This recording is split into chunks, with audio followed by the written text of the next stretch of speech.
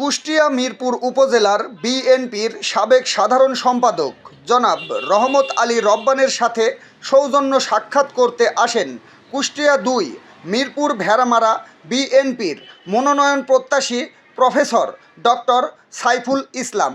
এ সময় বিএনপির ৩১ দফা বাস্তবায়নের লক্ষ্যে আলাপ আলোচনা করেন। অবশ্যই ৩১ দফা কর্মসূচি বাস্তবায়ন হবে। আমরা নেতা কর্মী নিয়ে মাঠে ৩১ দফার প্রচার কার্যক্রম চালিয়ে যাচ্ছি।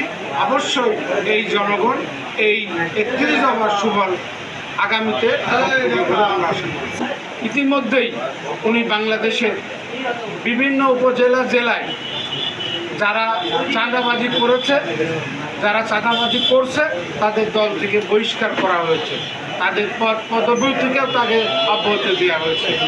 অবশ্যই আপনারা লক্ষ্য করছেন যে তার ৩১ দফা কর্মসূচি দলের ভিতর শুদ্ধ অভিযান শুরু হয়ে গেছে। ১৭ বছরে আমি না, আমার নেতা কর্মীরা মিরপুরে ডজন ৩ মতন মামলা হয়েছে।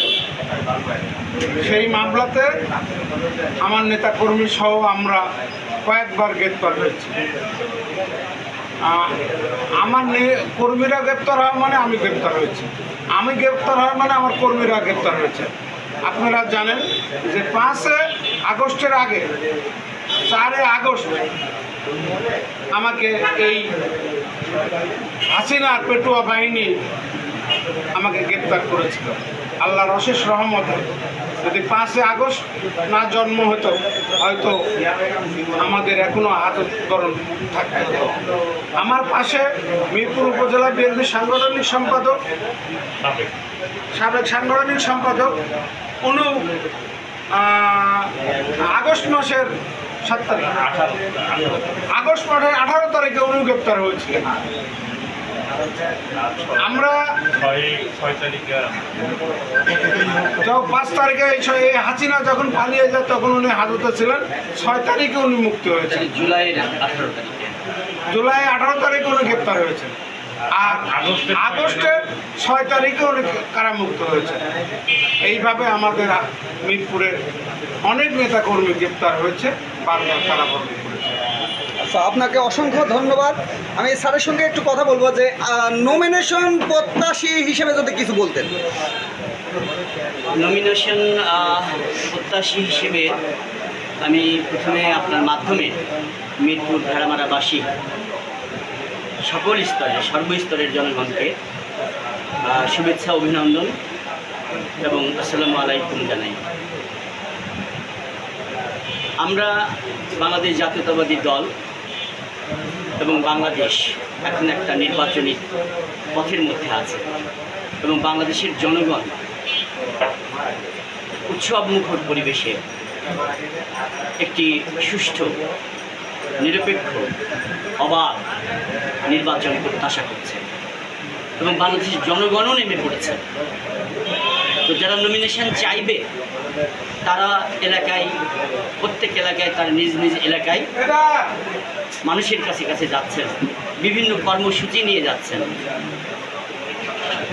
ইতিমধ্যে আমাদের ভারপ্রাপ্ত চেয়ারম্যান তারেক রহমান তিনি নির্দেশনা দিয়েছেন যে ৩১ দফা, যেটা আমাদের মিরপুর উপজেলা বিএনপির সাবেক সাধারণ সম্পাদক চমৎকার করে বললেন যে এটা একটা মুক্তির সনদ, এটা গণতন্ত্র উত্তরণের জন্য একটা সনদ, এটা বাংলাদেশের মানুষের মানবাধিকার নিশ্চিত করবার সনদ। এখানে একটা গণতান্ত্রিক পদ্ধতিতে সুষ্ঠু নির্বাচনের জন্য তত্ত্বাবধায়ক সরকার আনতে হবে, তার প্রতিশ্রুতি যেমন আছে। সাম্প্রদায়িক এবং অসাম্প্রদায়িক মানুষের যে সম্প্রীতি, এই সাম্প্রদায়িক সম্প্রীতির মধ্যে দিয়ে কীভাবে প্রত্যেক মানুষের তার নিজ নিজ ধর্ম পালনের অধিকার নিশ্চিত করার কথা আছে। এখানে নারীর ক্ষমতায়ন, নারীর অধিকারের কথা আছে, এখানে জ্ঞানভিত্তিক সমাজ ব্যবস্থা গড়ে তোলবার কথা আছে, এখানে কৃষকের উৎপাদন এবং উৎপাদনের পরে ন্যায্য মূল্য পাওয়ার ব্যাপারগুলো আছে, এবং এখন যেহেতু আকাশ মহাকাশ স্যাটেলাইটের ব্যাপক বিস্তার ঘটেছে সেসব বিষয়ে আছে। বলেছেন ভাই যে বাংলাদেশের প্রেক্ষাপটে রাষ্ট্র কাঠামো মেরামতে এই রাষ্ট্রটাকে তো ধ্বংস করে দিয়ে গেছে। রাব্বান ভাই বলল বেশ কয়েকবার তিনি গ্রেপ্তার হয়েছেন, 4 তারিখেও তিনি গ্রেপ্তার হয়েছেন। সাংগঠনিক সম্পাদক বললেন তিনি 18 জুলাই কিভাবে গ্রেপ্তার হয়েছেন। এখানে কোষাধ্যক্ষ মহোদয় আছেন সাবেক, তিনিও বারবার নির্যাতিত হয়েছেন।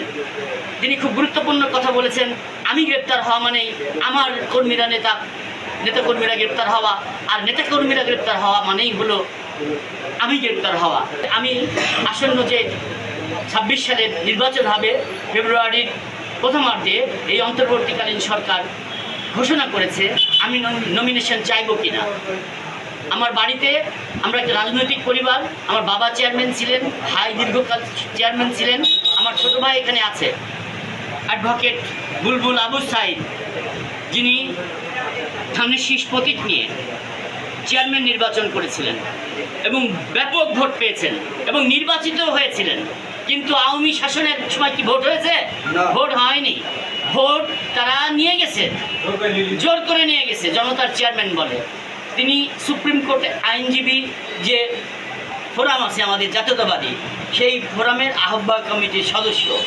এই যে রাব্বান ভাই আমাকে ফোন করে বলেছে এরকম অনেক, যে আমরা কোর্টে গেলে শামীম যে সার্ভিস দেয়, আমার তো দলের নেতা তো বটেই, আমার আত্মীয় হয়, শামীম বৈবাহিক সূত্রে আমার আত্মীয় হয়, কিন্তু এত সম্মান আর কোনো জায়গায় আমরা পাই না। এই যে রাজনৈতিক পরিবারের গঠন, সেইটা আমাদের মধ্যে আছে। সেইটার জন্য আমি 2018 সালেও নমিনেশন চেয়েছিলাম।